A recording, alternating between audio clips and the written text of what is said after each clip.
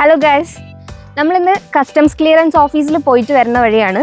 1.5 മാസം മുന്നേ നാട്ടിൽ നിന്ന് ജർമ്മനിയിലേക്ക് ഇന്ത്യൻ പോസ്റ്റ് വഴി കുറച്ച് വിലപിടിപ്പുള്ള സാധനങ്ങൾ കയറ്റി വെച്ചിട്ടുണ്ടായിരുന്നു. പക്ഷെ ഇത് 1.5 മാസമായിട്ട് എവിടെ പോയി എന്ന് ഒരറിവുണ്ടായില്ല. അപ്പോൾ ആ കാണാണ്ട് പോയ സാധനം ഇപ്പോൾ കസ്റ്റംസ് ഓഫീസിൽ നിന്ന് നമ്മൾ പൊക്കിയെടുത്തിട്ട് വരികയാണ്. അപ്പോൾ നമ്മൾ ഇന്നത്തെ വീഡിയോയിൽ ഈ മസാലകൾ നാട്ടിൽ നിന്ന് ഇങ്ങോട്ടേക്ക് വരുത്തുന്നതാണോ അതോ ജർമ്മനിയിൽ നിന്ന് തന്നെ വാങ്ങുന്നതാണോ ലാഭം എന്നാണ് നോക്കുന്നത്. അങ്ങനെ ഞങ്ങൾ നാട്ടിൽ നിന്ന് ലാഭം നോക്കി കുറച്ച് സാധനങ്ങൾ ഇങ്ങോട്ട് കയറ്റി അയച്ചപ്പോൾ ഞങ്ങൾക്ക് ചെറിയൊരു അബദ്ധം പറ്റി. അതെന്താണെന്ന് കൂടെ പറയാം. പോസ്റ്റ് ഓഫീസിൽ നിന്ന് നമ്മൾ ഇങ്ങോട്ടേക്ക് എന്തെങ്കിലും കയറ്റി അയക്കുമ്പോൾ കുറച്ച് കാര്യങ്ങൾ ശ്രദ്ധിക്കാനുണ്ട്. ഒന്ന്, ലിക്വിഡ് ഐറ്റംസോ വെളിച്ചെണ്ണയോ ഒന്നും അവരിങ്ങോട്ട് കയറ്റി അയക്കില്ല. രണ്ടാമത്തെ കാര്യം എന്ന് പറയുന്നത്, നമ്മൾ എന്തെല്ലാം സാധനങ്ങൾ അയക്കുന്നുണ്ടോ അതിൻ്റെ എല്ലാം കറക്റ്റ് ഡിക്ലറേഷൻ ആ ബോക്സിൽ എഴുതി ഒട്ടിച്ചിട്ടുണ്ടാവണം. മൂന്നാമത്തത്, നമ്മളൊരു പാക്കറ്റ് കൊണ്ടുപോകണം. ആ പാക്കറ്റ് ഓപ്പൺ ആയിരിക്കണം. അതിൻ്റെ ഉള്ളിലേക്ക് എല്ലാ സാധനങ്ങളും അവരെ കാണിച്ചുകൊണ്ട് അവരുടെ മുന്നിൽ വെച്ച് തന്നെ പാക്ക് ചെയ്ത് ക്ലോസ് ചെയ്ത് സീൽ ചെയ്യണം. പിന്നെ ശ്രദ്ധിക്കേണ്ട ഏറ്റവും ഇമ്പോർട്ടൻ്റ് ആയിട്ടുള്ള കാര്യം എന്ന് പറയുന്നത്, നമ്മൾ എന്തെങ്കിലും മസാല പൊടികൾ ഐറ്റംസ് ആയിട്ട് അയക്കുന്നുണ്ടെങ്കിൽ അത് കംപ്ലീറ്റ് ബ്രാൻഡഡ് ആയിരിക്കണം.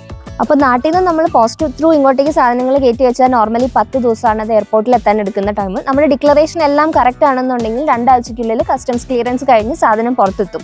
അഥവാ ഡിലേഡ് ആയിട്ടുണ്ടെങ്കിൽ ആ സാധനം പിന്നീട് പോകുന്നത് നിങ്ങളുടെ ലോക്കലായിട്ടുള്ള കസ്റ്റംസ് ഓഫീസ് അല്ലെങ്കിൽ സൊള്ളാംറ്റിലേക്കായിരിക്കും. അവിടെ നിങ്ങൾക്ക് ഡയറക്റ്റ് ചെന്ന് ക്ലിയറൻസ് കംപ്ലീറ്റ് ചെയ്ത് സാധനം കൈപ്പറ്റാവുന്നതാണ്. ജർമ്മനിയിലുള്ളവർക്കൊക്കെ അറിയാം ഇവിടെ നിന്ന് നാടുമസാലകൾ വാങ്ങിക്കണമെന്ന് പറഞ്ഞാൽ എന്താ വില എന്ന്.